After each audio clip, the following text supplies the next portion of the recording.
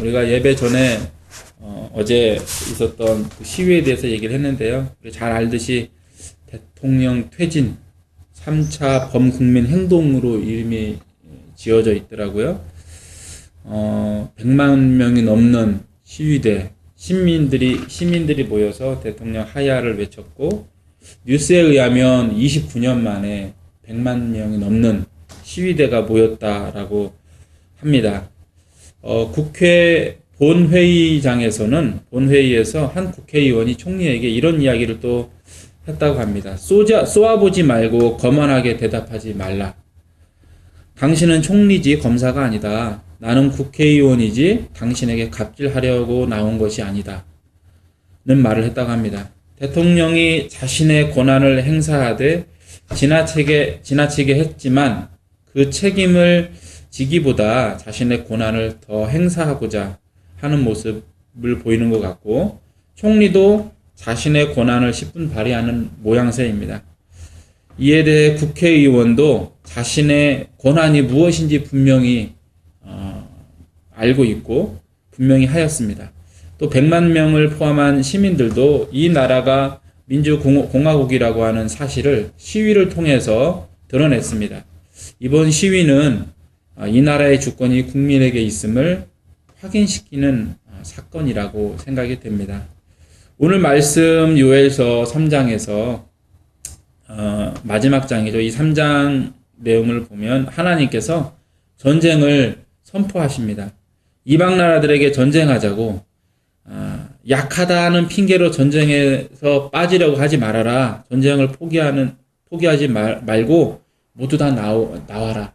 각오를 단단히 하고 나와 전쟁하자라고 하나님이 말씀하십니다. 선지자 요엘은 이 전쟁의 날을 여호와의 날이라고 이야기하고 있습니다.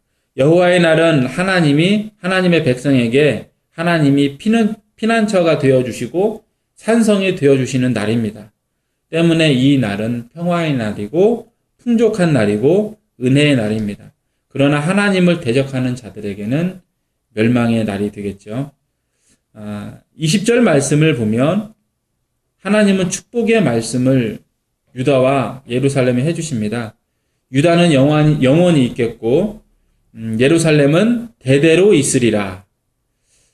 정말 예루살렘 사람이라는 것, 유다 민족이라는 것이 귀한 은혜가 아닐 수 없습니다. 그래서 우리가 이스라엘을 좀 부러워하고 좀 그런 모습을 갖는 것 같습니다. 이스라엘에 한번 가보고 싶어 하고 그러죠. 하지만 그들이 이러한 은혜를 받는 것은 그들의 능력 때문이 아니라는 것을 우리가 알고 있습니다. 그들의 능력 때문이 아니라 그들의 거룩함 때문이 아닙니다. 21절을 보면 내가 전에는 그들의 피 흘림 당한 것을 갚아주지 아니하였거니와 라고 하나님이 말씀해 주고 계시는데, 그들의 피 흘림은 그들이 하나님을 믿지 않고 강한 자들이 약한 자들을 억압하는 죄를 넘치도록 범함으로 하나님께서 보호하심을 거두셨기 때문에 그들에게 일어난 일들이었습니다. 그들도 이방인들처럼 죄인들이고, 그래서 유대인들도 하나님 앞에 멸망할 존재였던 것입니다. 하지만 유대인들에게 하나님의 은혜가 넘쳤어요. 하나님은 여전히 시온에 계셨고 이스라엘을 보호하시며 그들에게 영원히 있을 것이라고 말씀해 주셨습니다. 이방 나라의 침략을 받고 나라가 멸망할 때 이스라엘 사람들이 하나님이 시온을 떠났다, 이스라엘을 떠났다라고 외쳤을 때 하나님께서는 시온에 거하신다라고 말씀해 주신 것입니다.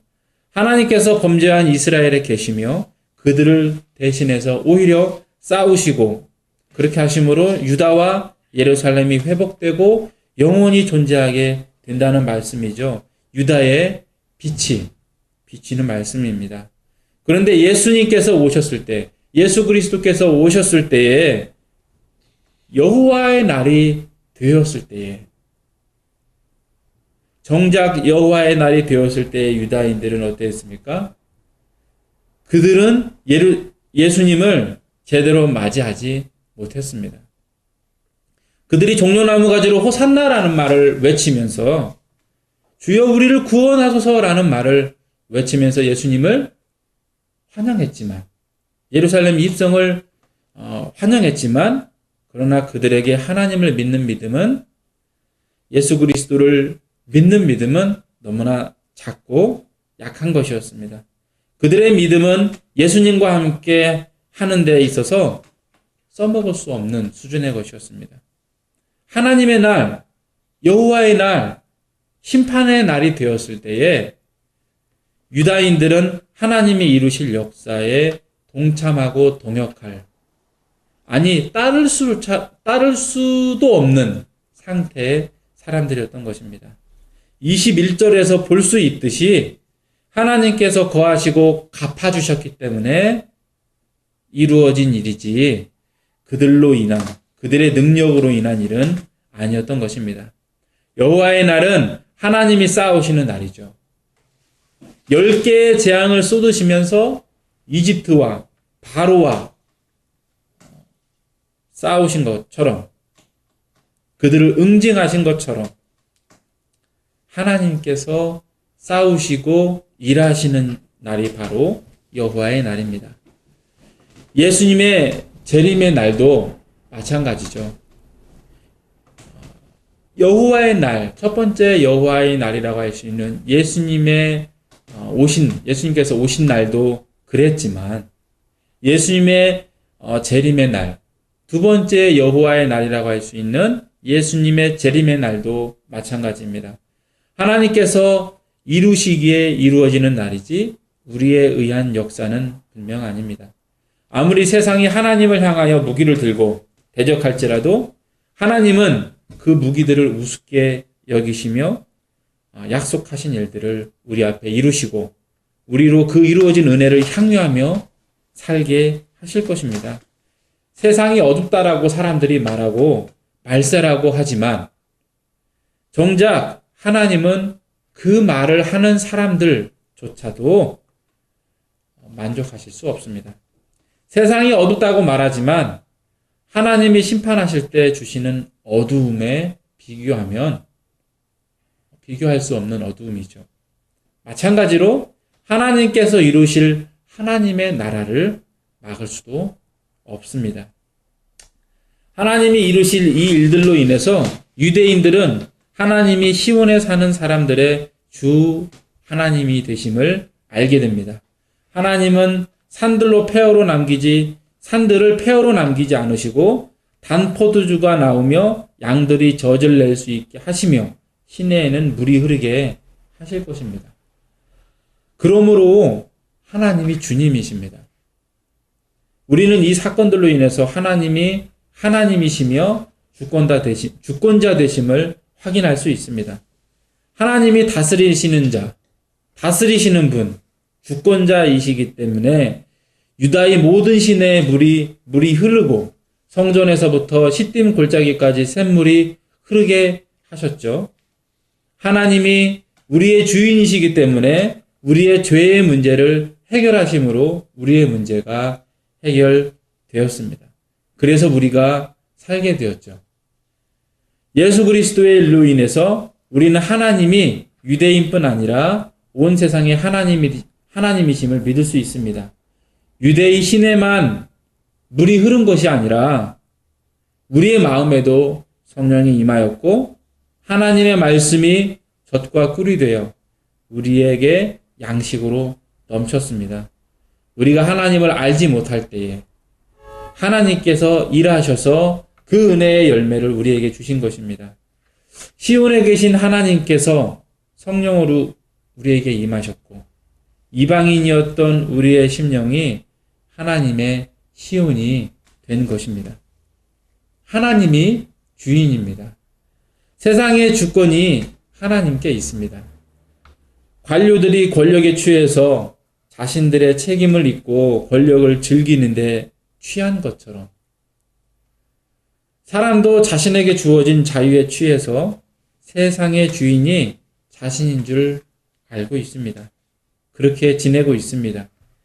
그러나 하나님이 창조주이시며 하늘과 땅이 하나님의 소유물임을 분명히 말씀하셨습니다. 이스라엘 사람들에게도 가나안 땅은 하나님의 것이지 너희들의 것이 아니다 라고 분명히 말씀하신 것과 마찬가지입니다. 세상이 사람들의 것이 아니라 하나님의 것인 것처럼 우리는 또한 하나님께서 우리의 인생의 심판자이심을 기억해야 합니다. 내 인생은 나의 것이라고 말하고 그러한 말이 우리의 마음에 박혀 있고 또 우리가 각자의 인생을 주인으로서 살아가고 있죠. 우리는 각자 선택하고 책임을 집니다. 하지만 각자 주인으로 살아온 인생임에도 불구하고 하나님 앞에서 심판을 받는다는 사실도 기억을 해야 됩니다. 하나님이 인생의 심판자이시기 때문입니다. 하나님은 그리스도 안에서 우리의 아버지이십니다. 그러므로 하나님 아버지는 우리를 심판하시고 판단하시는 분이십니다. 내가 내 인생을 살고 내 인생의 열매를 내가 책임져 왔는데 하나님 앞에서 내 인생이 평가되고 판결된다는 사실은 내 인생의 주인이 나라고 말할 수는 있지만 주권자가 따로 있음을 알려줍니다. 내 인생의 주인이 내가 아니라니 어찌 그러한 일이 있을 수 있느냐? 그게 정당하냐? 라고 우리는 말할 수도 있습니다. 하나님은 내가 창조자이며 더욱이 내가 나의 장자 예수를 통하여서 너희를 죄로부터 구원하였다라고 대답해 주십니다. 이것은 너희가 믿느냐, 나를 믿지 않느냐에 의해서 결정되는 것이 아니라 내가 창조하였고 또 예수의 피로 너희를 구원한 것으로 결정되었다는 말씀입니다. 세상의 끝에는 주권자의 심판이 있습니다. 가장 큰 심판은 생명이냐 사망이냐를 가를 것입니다. 우리는 이미 자녀이기에 생명 가운데 있죠. 하지만 하나님 앞에 선 우리가 좀 더 자랑스러울 수 있게 이 세상을 살아야겠습니다. 사람들이 광장에 모여 내가 주인이다라고 외친 것처럼